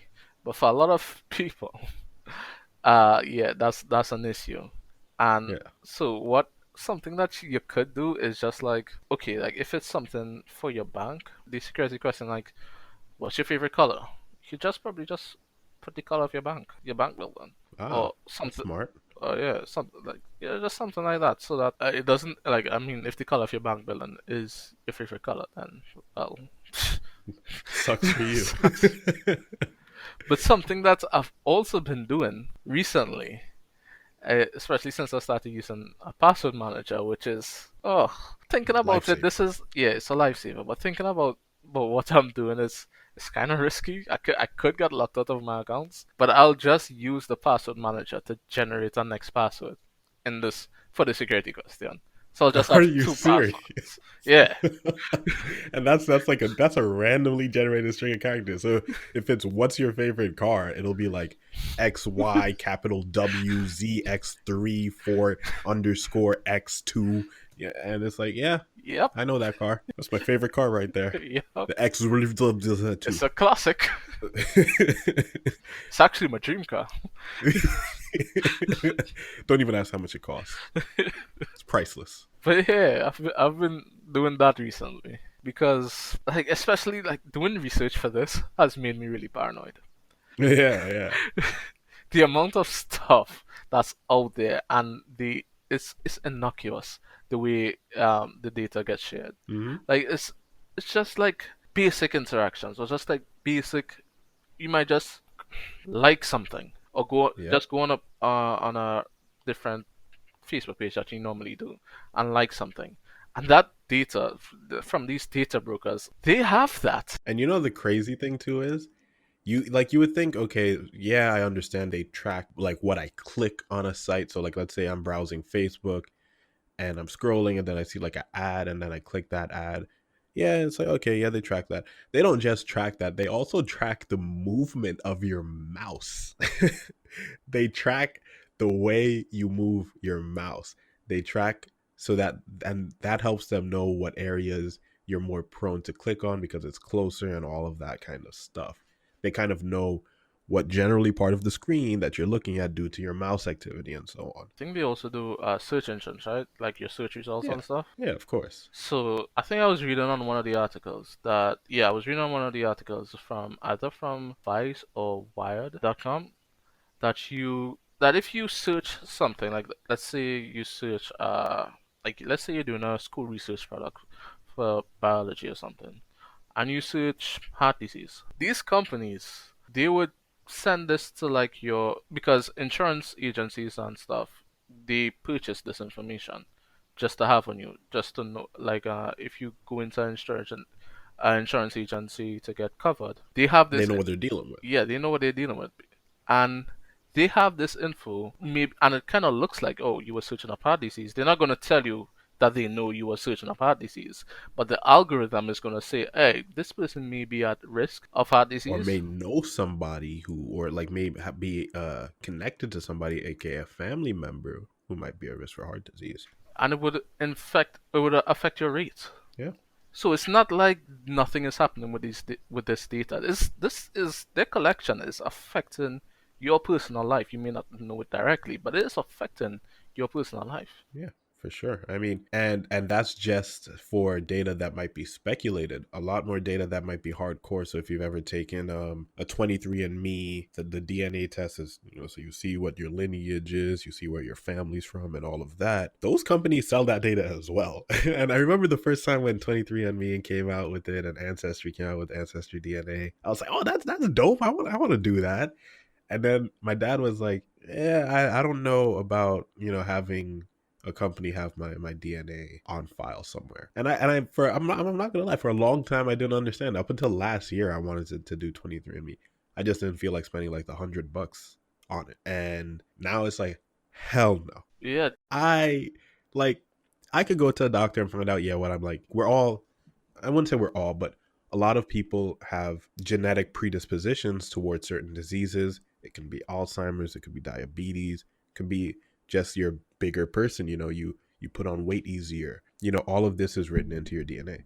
Your DNA is the instructions that your body follows. So as the moment that companies were able to decode that, that's priceless data right there. I mean, you can send your DNA right now and find out what diseases you're predisposed to, whether it be heart disease, whatever.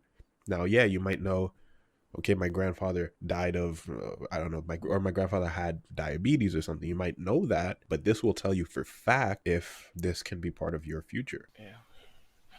And don't think that the companies that are like your insurance agencies, like I'm not saying that they might purchase this data. They do purchase this data to Hmm. have on you, and not just for you personally, but just for general use. What diseases are more common? So what not to look for in a person that's applying for a policy? Yep. So like that way they know, for example, if diabetes nowadays is fairly controllable, thanks to medical advances and so on, but at the same time they understand that, okay, this person might be a little bit more liable to dying essentially. So they should have a higher rate, and that's a reality, they don't tell you that they know this, but they do. And sometimes they might not even, honestly, sometimes they might not even use the information in a way to affect your score negatively or affect your rates negatively. Sometimes they just have it for future reference. But most of the times, the Yeah. thing is, they want to have that data. So they know all of these things. So that way they say, okay, this person is going to be more likely to cost us money. So we'll charge them a higher rate out the gate. So when they do cost us money, it's not going to be as bad. I think even now that I'm thinking about it, even like money lenders or maybe even your bank, with the information that they can get you, they can probably figure out how much to charge people, how much is a good amount to charge and for mortgage rates or like just loan rates. Yeah, I mean, the things that you can do with a large data pool is ridiculous. We didn't even go through the full list. Like, if you think that that was it, like, Nah, nah, there's man. there's a lot more. There's a lot more. You could probably scroll, you could probably read through the entire list. It'll probably take you about 10 minutes, 15 minutes if you're actually reading it, 20 minutes maybe. Okay, like just to call out a few, I was going through health where we talked about health data. Yep. Your purchase behavior, the amount that you spend, the frequency on which you shop online, how much stuff do you normally buy, what games you play. They also, by the way, have data such as, your vehicle data, brand preferences, insurance, make and model, vehicles owned, your VIN numbers. They have travel data, you know, what kind of books you like to read, or like magazines about travel purchases, your highest price paid. This helps them, say, okay, this person is not going to spend more than 2 grand for a plane ticket, whereas this rich person is. It makes more sense to advertise these ticket prices to this rich person and these ticket prices to this average person. Yep. They have financial data. This is your credit, your credit scores, your credit worthiness, your ability to afford products. That's a big one because obviously when you're online, I mean, occasionally now and then I could tell that they don't know how much money I make because they be like, oh, want to buy this Bentley? And it's like, nah, I don't, I'm not there yet. No, I But just thanks for believing in me though. I feel that. I'm gonna remember that. no. I just like searching up expensive cars. I don't Yeah, actually have the money to buy I it. don't have the money. So, but thank you. I'll take the compliment. I like that. They have information on your general interest, and obviously they could gather this from things such as YouTube. Like I watch a lot of gaming videos on YouTube. We do a podcast on gaming and tech.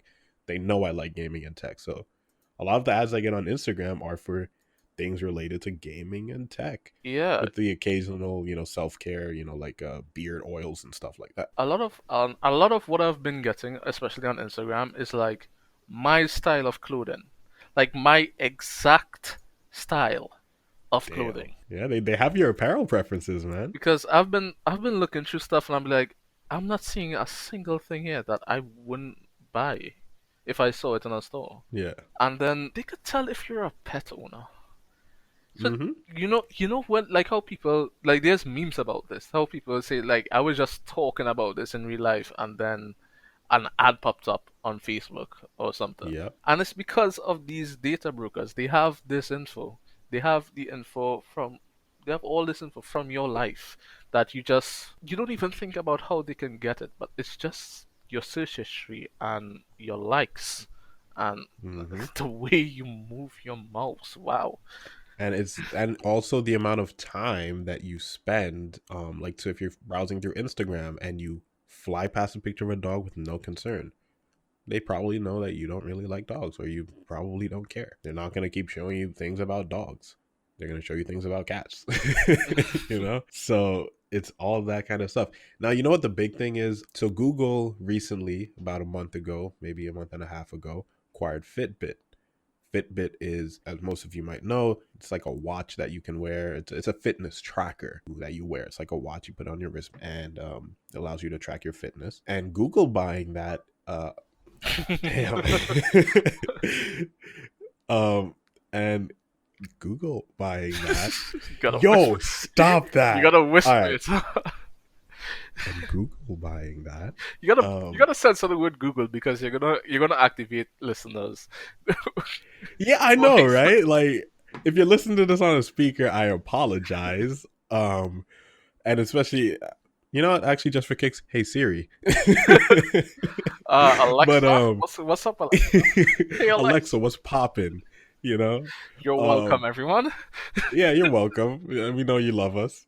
But the company Google, they bought Fitbit a couple months back, and a large amount of users said no. I read a few post users who said, I heard about it, I took off my Fitbit, and I left it on my work desk, and I've never picked it up, because that is now their personal health data and so on going on, into Google.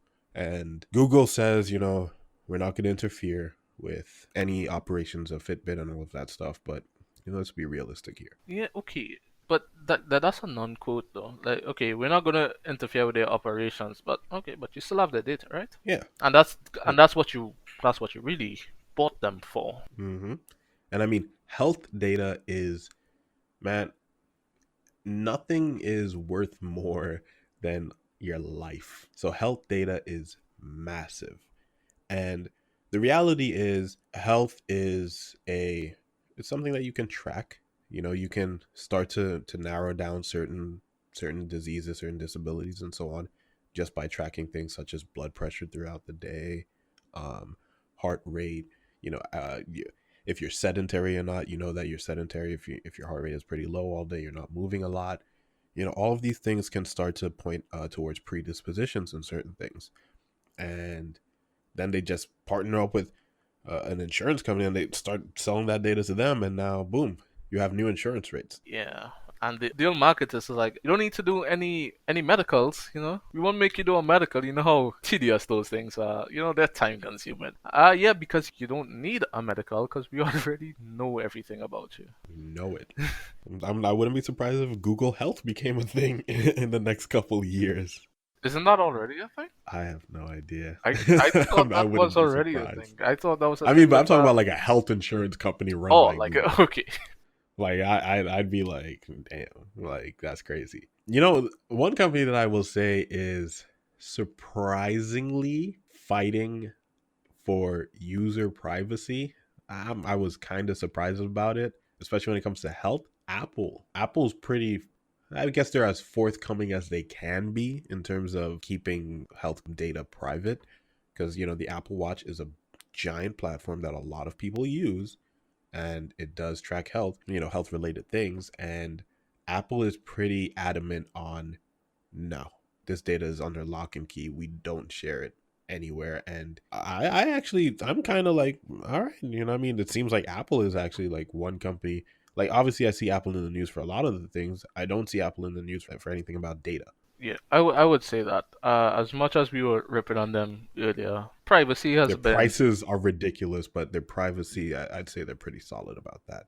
And it's probably because they don't have to sell their data, because you pay them enough already. Yeah. Plus, why would they sell you their users' data, right? They could use that to make Exactly. them more money. Yeah. But yeah, they've always been good about privacy. I would say that. Well, Yeah. comparatively good. Comparatively good. Comparatively speaking, yeah. I mean, no company is perfect. No company doesn't use your data. No company just has that kind of information flowing through them and doesn't put it to use somewhere. But at least Apple keeps it mostly internal, as far as we know. There could be a news article that comes out tomorrow that's like, oh, Apple's been selling your data this whole time, and then I'd probably just look like an idiot, more so than I already do. But no, I think Apple is one of the few companies out there that they're fairly forthcoming about their data practices. At least that's one company out Yeah, of the sea of them that don't yeah, care. they just don't. So let me actually call out the name of these data brokers, I should call them, that have your data. I mean, they're classic companies that everyone knows about, right? Everyone definitely knows these companies. I mean, yeah, Do you have them? Because I forgot where do I yeah. have them? I, I I have one of them. I got them. Yeah, you've heard of the classic Axiom? Axiom. Yeah, you Yeah, ACXIOM, right? yeah those guys. Everyone loves those Totally know guys. who they are. There's Core Logic, Data Logics, the E Bureau, ID Analytics, Intellius, PQ, Rapleaf, and Recorded Future. I swear, when I heard peak you, I was like, bro, They're you not even really couldn't come up with a better, like, you they're not really were even like, hiding I'm it. just gonna be straight up about it. Yeah, I'm gonna peak on you. Like really? not even a little, not even Not even hiding it a trying. little. Like They're just like peak you. it's like, Like, yeah, we're spying on you. Uh, yeah. And then like recorded future. All right, so I guess that's the future that we live in. I mean, at least the others are like ID Analytics. That could be anything, right? Yeah, that could be an identity protection thing, like e-bureau. I feel like that's just like, I don't know, I just see it as like an online bureau. It's an electronic bureau. Yeah. Bureau of what? I don't know. Data logics, I feel like that might just data logics is pretty, it's data. Yeah. It has data in it, so you just don't know what the data is. But yeah, I mean, these companies, obviously the links for everything, that all these articles and so on that we're referencing will be down below wherever you're listening, if you want to go check them out for yourself. I do recommend specifically reading the articles on Vice. The article on Vice is what are data brokers and why are they scooping up information about you. Then an article on Wired for your personal data, which is the Wired Guide to your personal data and who is using it. The cool thing, actually, one of the contributors for this article was also Mozilla, like the browser, Yeah, like company. Firefox. Yeah, that's the next company I would say. I use Firefox because they're pretty upfront Yeah, and they care about your privacy and stuff. yeah. I really think that it comes down to. Oh, actually, before we continue down along that path, there is a way to remove this data from their servers. It's a bit tedious for sure, but there is a site called Delete Me, I believe. Obviously, we're not sponsored by them or anything. I haven't used them personally, so I'm not vouching for them or anything like that. But Delete Me is essentially I'll just read what they say. Delete Me is a hands-free subscription service that removes your data from data broker sites. Data brokers post your personal information online, making your name appear in Google search results. Delete Me removes your personal information like name, address, age, phone numbers, email addresses, and photos of your home. Yeah, they have photos of your home. That's what the Google Street car thing. Like, there's actually ways you can actually directly request Google to blur out your home. They can remove your data from the site. It costs. I think it's like $20 a month for two people. Ooh, You could also play it like as a yearly or a biannually. So that's every 2 years. how messed up is that? That they can get your data for free, but you've got to pay someone to remove it for you. Now the thing is, you can do it for free. You can go to each one of these data brokers. Like I went to Axiom's website, and there is a form that you can fill out that will allow you to remove their data. And Delete Me actually does have a guide on how to delete your data from these sites. If you want to do it the free way, again, it's just time consuming. And it's also not guaranteed that it will last. It's one of those cases of like, yeah, we'll delete it, but we'll just probably just collect it back in the next 2 months. Like Yeah, it's whatever. we'll get more. So that's where Delete Me is like, they just constantly keep like requesting your stuff to get deleted. Hmm. I actually think that services like these are going to become more and more important. I think the problem as it is right now is people just don't know. They're not aware, which is a big part of the reason why we wanted to talk about this. And I think the only way people are going to become aware is if there's some major story that breaks and that people realize that these companies just have all your data. I thought the Cambridge Analytica thing would do it, but apparently not. Just I think it's also because from a technical standpoint, it is a technical conversation to have. Yeah. Yeah, and a lot of people aren't technically inclined or really just care to be, really. And I think, especially like nowadays in this day and age where technology runs basically everything, I think it's a case of people really need to, it doesn't matter what your age is, you need to have some basic understanding of the technology that's being used, because even if you don't understand it, it's still being used on you. You have a basic understanding of how your car works, right? Like, it's got four wheels, something in it, and an engine that pushes power to the wheels, and then you have a steering wheel that turns the wheels. Like, you have a basic understanding of your car. You drive your car, or you are in a car that is driven. Obviously, you might not be able to fix it by yourself, but you have a basic understanding of how it works. Have a basic understanding of the sites that you're signing up for, the social media sites, whatever it is that you're on the internet for. Because if you don't, then when time comes to do anything, you have no idea where to start. Yeah. Oh, just one final thing to add from me on this: never accept cookies. Not Yeah. like from like if someone's giving out cookies. I mean, it depends on It's who's not like giving Girl out. Scout cookies we're talking about here. Depends on who's giving out cookies, right? I mean, don't take cookies from strangers. But yeah, when you go to a website and they have that little banner that they tell you, hey, we collect cookies. Yeah, decline that. Don't accept cookies. Yeah, I mean, unless it's from like a site that you really trust, but even then, Even then, because like when you go through it, the site tells you because they do give you the option to go through what's happening with you, where your data is being sent, or like why you're accepting this. And it's a lot of the times it's not that site that's collecting the information. It's a third party or maybe even one of those data brokers that are paying the site to collect your data. so funny enough, I'm on Axiom's website, axiom.com. I'm on their career section because I'm about to try to get a job here. I mean, think about it. Easiest interview ever. It's like I show up and it's like, you already know everything about me. Just so, hire me. so do I have the job or Do I have the job or not? Like, just don't even fill out the form, just it's like, you know my name, you know where I live. Do I got the job or not? just hit them the Marshall Lynch show. You know why I'm here. Exactly. But it's funny. So I'm on their website right now, and there's a banner at the bottom about cookies. So it's like, all right.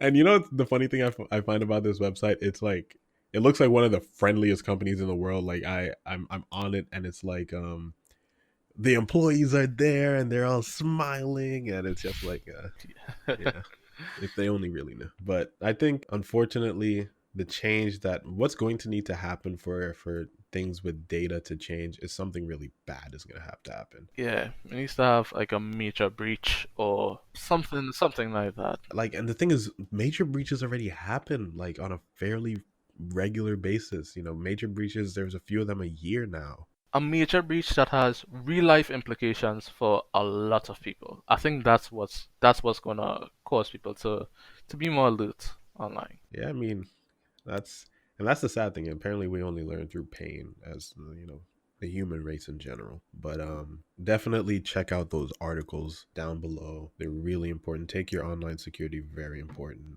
Honestly, we've talked about this for a while, and this is still scratching the surface. We tried to talk about it in a way where it would be at least relatable enough and it's not too technical, We could have talked about a bit more about the technical aspects of it, but we want to just talk about it. We want to get the conversation rolling for you, the thought rolling in your head about your data, your privacy, and your online presence, and what companies, do about that and how they take advantage of that. So please, please be safe out there, both physically and digitally. This is our lives from now on. The world is not going to go internet free. The internet came and it's not going to go anywhere. Yeah, for sure. So I think that's a good note to end the show on. Actually, that was very well said. oh, thank you. I try. It's for the people. Again, this episode has been super long. It's been a bit more in depth. Still fairly casual though. Follow us over on Twitter. You can always tweet at us, gamingti2 on Twitter. Let us know what you think. Give us some feedback. Yeah, let us know where you're listening. Yeah, let us know where you're listening from. We don't collect your data like that. Nah. Not at all. But yeah, definitely let us know where you're listening from. And we're definitely not Chinese sleeper agents, right? Definitely not. We're not even saying this sarcastically. No. I promise. I promise. I would never lie to you like that. Nope. Why do we sound sarcastic? Oh man. But yeah, thank you guys. By the way, I just want to say the last episode was received very well. We got a bunch of listens in the first 24 hours, so we appreciate that, and we hope that you guys stick around. Yeah, again, on that note, I think we'll end it there. All right. Talk to you guys next week. Later. Peace. All I need is me.